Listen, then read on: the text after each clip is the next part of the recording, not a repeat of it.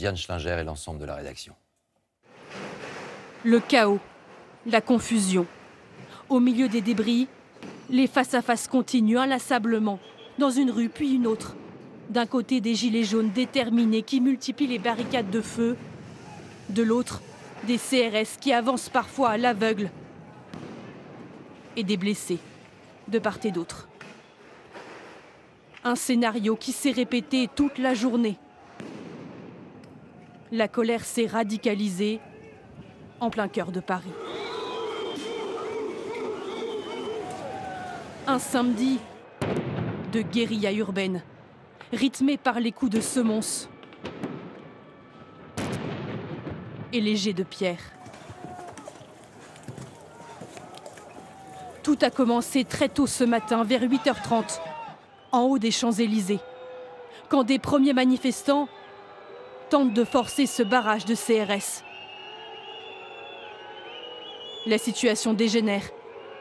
Certains sont interpellés.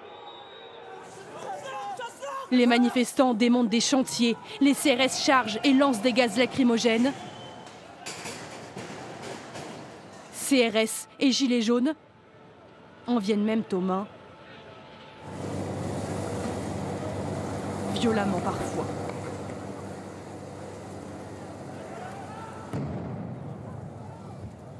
Nous on est là, regarde. On a un autre gilet jaune, on a que ça. On a qu'un gilet jaune. 8h30 on monte sur les Champs-Élysées, on se fait gazer, c'est pas normal, je suis désolé, c'est pas normal. Et ils font de l'Arc de Triomphe le symbole de leur contestation. Certains montent même au sommet de l'édifice.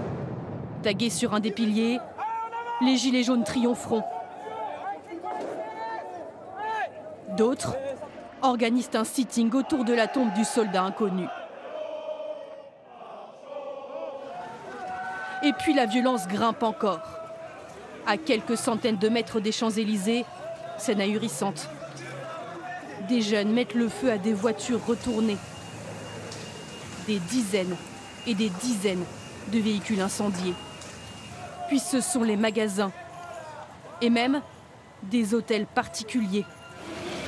Les brasiers se multiplient éparpillés dans la capitale. Les forces de l'ordre semblent démunies.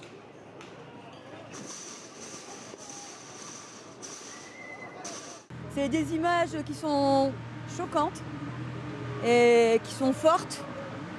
Et je ne sais pas si on va se faire entendre d'une manière ou d'une autre. Mais là, s'il n'a pas entendu qu'il y avait de la colère quelque part. Il y a eu mai 68, et ben il y aura novembre 2018 malheureusement.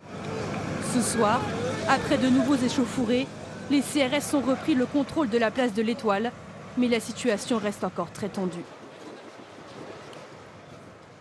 Et une réunion de crise se tient actuellement au ministère de l'Intérieur avant de nous y rendre, direction les Champs-Élysées. Bonsoir Clément Le Goff. Clément, d'abord, quelle est la situation désormais ? Eh bien, vous le voyez, la place de l'Étoile a été évacuée presque entièrement, mais c'est un